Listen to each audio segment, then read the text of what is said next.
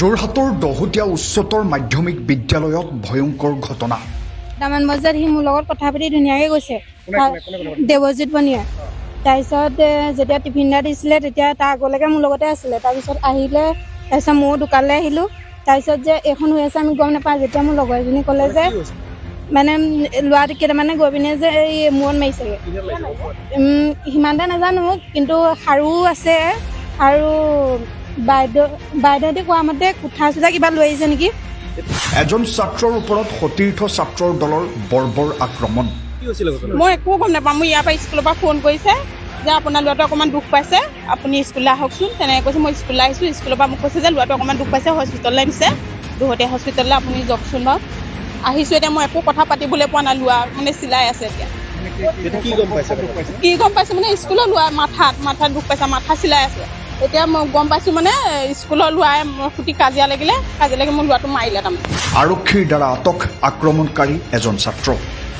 দৰঙৰ মহলীয়াপৰা পদুমপুখুৰী হাইস্কুলত সংঘটিত সতীৰ্থৰ দ্বাৰা ছাত্ৰ হত্যাৰ ঘটনাৰ চাঞ্চল্য মাৰ নৌজাওঁতেই যোৰহাটত সংঘটিত হ'ল অনুৰূপ এক ঘটনা।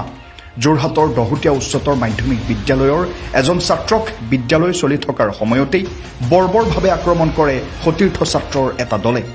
এই আক্ৰমণত গুৰুতৰভাৱে আহত হৈছে ছাত্ৰজন। আক্ৰমণ ইমানেই ভয়ংকৰ আছিল যে ছাত্ৰজনৰ মূৰত প্ৰায় 10টা চিলাই পৰিছে বুলি জানিব পৰা গৈছে। কোনো অজ্ঞাত কাৰণত বিদ্যালয় চলি থকাৰ সময়তেই ছাত্ৰজনক অতৰ্কিতে আক্ৰমণ কৰিছিল সতীৰ্থ ছাত্ৰৰ দলটোৱে। দামান বজাত সি মোৰ লগত কথা পাতি ধুনীয়াকৈ গৈছে। দেৱজিৎ বনিয়া। তাৰপিছত যেতিয়া টিফিনটা দিছিলে তেতিয়া তাৰ আগলৈকে মোৰ লগতে আছিলে। তাৰপিছত আহিলে, তাৰপিছত ময়ো দোকানলৈ আহিলোঁ। তাৰপিছত যে এইখন হৈ আছে আমি গম নাপাওঁ। যেতিয়া মোৰ লগৰ এজনী ক'লে যে মানে ল'ৰা কেইটামানে গৈ পিনে যে এই মূৰত মাৰিছেগৈ, সিমানটা নাজানো, কিন্তু সাৰো আছে আৰু বাইদেউহঁতে কোৱা মতে কোঠা চোঠা কিবা লৈ আহিছে নেকি। কিহৰ কাৰণে লাগিলে কিবা গম পোৱা নেকি? সিমানটা নাজানো। মানে যিকেইটা ষ্টুডেণ্টে মাৰিছে তাহাঁতি স্কুলত পঢ়ি আছিল নে বাহিৰৰ পৰা আহিছে? এনে স্কুলৰে হয়। এজন ছেকেণ্ড ইয়াৰ আৰু দুজনমান 8ৰ এনেকৈ 9ত তেনেকৈ হ'ব। পুলিচ আহিছিলে নি? পুলিচ আহিছিলে, 3জন আহিছিলে।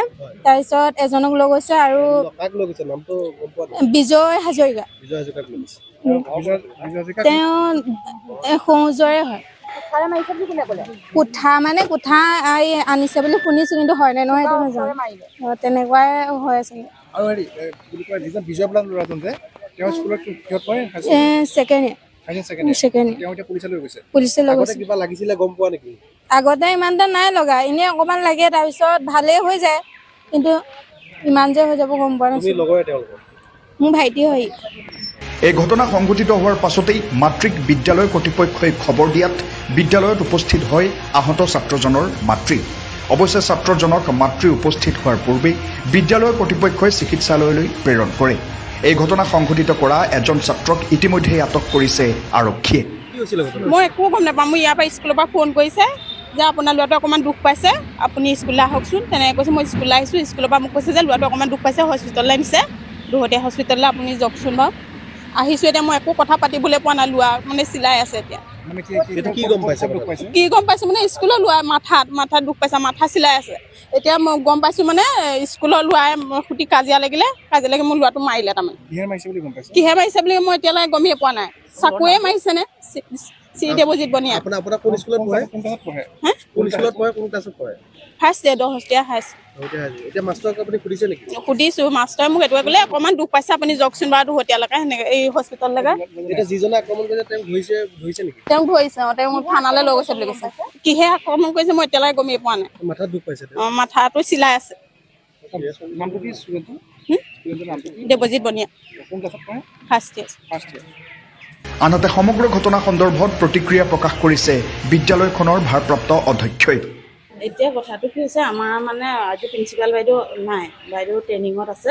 তাৰপিছতে মোক দায়িত্ব দি থৈ গৈছিলে। আমাৰ আগবেলাৰ পৰীক্ষা চলি আছিলে, 10:30 হ'ল। আগবেলা পৰীক্ষা শেষ হ'ল। পিছবেলা পৰীক্ষাৰ কাৰণে আমি প্ৰস্তুতি চলাই আছোঁ, ৰুমৰ মানুহ ঠিক কৰি আছোঁ। তেনেকুৱাতে মোক এজন পুলিচৰ মানুহ এজনে মোক আহি পেলাই ক'লে, তেওঁ প্ৰেক্টিছত আহিছে, বোলে বাইদেউ ৰাস্তাত কাজিয়া এখন লাগিছিলে, মই সিহঁতক আঁতৰাই দিলোঁ আৰু দুই চাট দি পঠিয়াই দিছোঁ। মোৰ স্কুলৰ ল'ৰা নি? বোলে স্কুলৰ ল'ৰাই লাগিছিলে। মই তেতিয়া এই পৰীক্ষাৰ দায়িত্ববোৰ আনক চঞ্জাই পেলাই মই খবৰটো ল'বলৈ গ'লোঁ। এফালে গৈছোঁ, তেনেকুৱাতে ল'ৰা এটা আহি মোক কৈছে, বাইদেউ বোলে ইয়াক বোলে এই স্কুলৰ ভিতৰত আহি পেলাই কোনোবা ল'ৰা এটাই পিটিলে। তাৰপৰা ইটো ল'ৰাই কৈছে যেনিবা আমাক বিজয় হাজৰিকাই হেৰি কৰিছে বুলি। আমাৰ হায়াৰ ছেকেণ্ডেৰীখিনি ইতিমধ্যে ৰিকুৱেশ্যন দিছে। তেতিয়া হায়াৰ ছেকেণ্ডেৰী ফাৰ্ষ্ট ইয়েৰ আৰু ছেকেণ্ড ইয়েৰ ৰিকুৱেশ্যন দিছে। ৰিকুৱেশ্যনৰ ল'ৰাবোৰ ওলাই গৈছে। তেনেকুৱাতে পুলিচজনে আহি পেলাই মোক খবৰটো দিলেহি আৰু মই লগে লগে ওলাই গৈছোঁৱেই কোনে কাজিয়া লাগিছে বুলি। তাৰপৰা আকৌ অন্য এটা ল'ৰা আহি ক'লেহি, বাইদেউ বোলে এই আমাৰ ৰুমৰ ভিতৰত বোলে ইয়াক বোলে হেৰি কৰিছে। তেতিয়া সেই বিজয় হাজৰিকা, মই তেতিয়া কৈছোঁ তোমাক কোনে মাৰিলেনো? তেতিয়া কৈছে বোলে এই বিজয় হাজৰিকা আৰু কোনোবা লগত আছে বুলি কৈছে। আমি লগে লগে শিক্ষকে তাক হস্পিটেললৈ লৈ গৈছোঁ। আৰু বাহিৰৰ ষ্টুডেণ্ট নাই, তাকে ৰিকুৱেশ্যনৰ সময় যে, আৰু এফালে আমাৰ পৰীক্ষা চলি আছে, আমি পৰীক্ষাৰ কামত ব্যস্ত আছোঁ। আৰু সেই সময় ৰিকুৱেশ্যনৰ সময়, হায়াৰ ছেকেণ্ডেৰী ল'ৰা ছোৱালীবোৰ ৰিকুৱেশ্যনৰ কাৰণে বাহিৰলৈ গৈছে। স্কুলৰ ভিতৰলৈ গুচি আহিলে চাগে। ৰিকুৱেশ্যনৰ সময় আমি আচলতে ধৰিব পৰা নাই নহয় কথাটো কি হৈছে, কাৰ লগতনো কাজিয়া লাগিছে।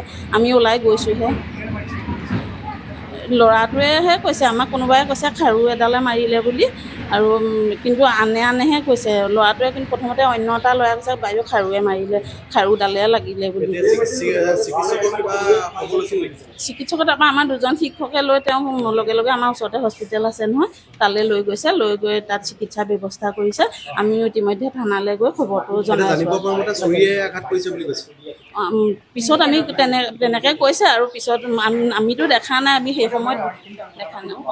যেতিয়াৰ পৰা আপোনালোকৰ আজিকালি স্কুলবিলাকত শাসন যদি কৰে, হয়, আপোনালোকৰ ওপৰত বহুতো অভিযোগ আনে, সাংবাদিকো আনে, হয়। সেইটো কাৰণে এনেকুৱা ঘটনা বৃদ্ধি পাইছে আপোনালোকে ভাবে নেকি? আগতে তেনেকৈ শাসন কৰিছিলে, নহয় আমি শাসনটো আগৰ ভাগে যেনেকৈ কৰি আছিলোঁ, আমি এতিয়াও তেনেকৈয়ে ল'ৰা শাসন কৰি আছোঁ। কিন্তু ইমান উদণ্ড ল'ৰা আছে মানে আপোনাৰ ক'বলৈ বাকী নাই। মানে সিহঁতক বুজাই আমি শেষ কৰিব পৰা নাই। ইমানেই ক্লাছত বুজাইছোঁ, প্ৰাৰ্থনা সভাত বুজাইছোঁ, কঠোৰ শাসন, মুখেৰে কঠোৰ শাসন। যিহেতু শিক্ষকে আচাৰি ল'ব নোৱাৰে, সেইকাৰণে আমি মুখেৰে কঠোৰ শাসন কৰোঁ। এজনক লৈ গৈছে, বিজয়, যিজনৰ নাম ক'লে বিজয়, ইকেইজন ল'ৰাটো গুচি গ'ল, বাকী লগত কোন আছিলে সেইজনক তেওঁ মোক কোৱা মতে আৰু দুজন আছে বুলি কৈছে। গতিকে এই থকাজনে কিন্তু ৰৈ আছে, ক্লাছৰুমতে সি ৰৈ আছে। আৰু আমি পুলিচক কোৱাৰ লগে লগে তেখেতক পুলিচে লৈ গৈছে। মোৰ নাম তনুজা দাস। হয়, এই মই আৰু মোৰ লগৰকেইটাৰ লগত মানে দোকানলৈ আহিছিলোঁ বাহিৰলৈ। তাৰপৰা মোৰ লগৰকেইটাৰ লগত সিহঁতৰ কিবা কাজিয়া আছিলে। মই মোৰ লগৰকেইটাৰ লগতে থাকোঁ, আছিলোঁ। তাৰপৰা প্ৰথমে সিহঁতি কালি এগাল আহিল নে, লগৰকেইটাক বাহিৰত মাৰিলে। মাৰি পিনে মোকো চোলাত ধৰি টানি লৈ গ'ল। মই সিহঁতক যেনে তেনে গতিয়াই মই ওলাই আহি পিনে মই ৰুমত বহি আছোঁ। ৰুমত বহি থাকোঁতে সিহঁতি মোৰ লগৰকেইটাক মাৰিলে হ'ব পাৰে। পিছত গৈ মোক ৰুমত গৈ সিহঁতি 5টা 7টা 8টামান গৈছে। মেইন এটা নাম বিজয় আৰু পল আৰু এনেকৈ আছিলে, নামকেইটা মই ভালকৈ চিনি নাপাওঁ। আগত মোৰ একো নাই, মোৰ লগৰবোৰৰ লাগে, কিন্তু মোৰ একোৱেই নাই। মোৰ ঘৰ পুৰণিমাটি সত্ৰ। দেৱজিৎ বনিয়া। সিহঁতে কাজিয়া কৰিয়ে থাকে, মানে সিহঁতৰ ঘৰ এই ওচৰতে, এই আলিমুৰ যে দহতীয়া সেইকণতে সিহঁতৰ ঘৰ। আজি মোৰ একো কাৰণ নাই, মোৰ লগৰকেইটাৰ লগত আছিলে। প্ৰথমতে ৰাস্তাটো মোক মানে মাৰিবলৈ ধৰিছিলে, মৰা নাছিলে। কি কাৰণে? মই মোৰ লগৰকেইটাৰ লগত আছিলোঁ। মোৰ সিহঁতৰ লগতে থাকোঁ। এই মোৰ মানে লগৰকেইটাই সিহঁতক কাজিয়া কৰিছিলে। ইমানখন কিচ এখন গৈছে, কিচ খাৰুৱে মাৰিলে ইয়াৰ পৰা ফাটি কেতিয়াও নাজানো, কিচে মাৰিছে। মই দেখিলে চিনি পাওঁ। কিচ এই বিজয় বুলি কোৱাটোৱে মাৰিছে, আৰু তেনেকৈ কিছুমানে খাৰু চাৰুৱে মাৰিছে, পাঞ্চ প্লেট এইবোৰ ইয়াত মাৰিছে। পাঞ্চ এইবোৰ মাৰিছে, আৰু পাঞ্চে মানে ফেট লোৱা নাই, কিন্তু এই কিচে মাৰোঁতে 7-8টামান আছে। চিনাকিৰ ভিতৰত 2টামানক চিনি পাওঁ। এটা নাম বিজয়, আকাশ, হাই ছেকেণ্ডেৰী ছেকেণ্ড ইয়েৰ। আকাশ মই গম নাপাওঁ। স্কুলৰ মোৰ আমাৰ নিজৰ ৰুমৰ ভিতৰত ফাৰ্ষ্ট ইয়েৰ A ছেকশ্যনৰ ভিতৰত মই বহি আছোঁ। মোৰ টিচাৰক কোৱা নাই, টিচাৰ নাই, পৰীক্ষা হৈছিল ন, এক্সামত আছিলে, মই বহি আছিলোঁ। ক্লাছৰ ভিতৰত মাৰিছে।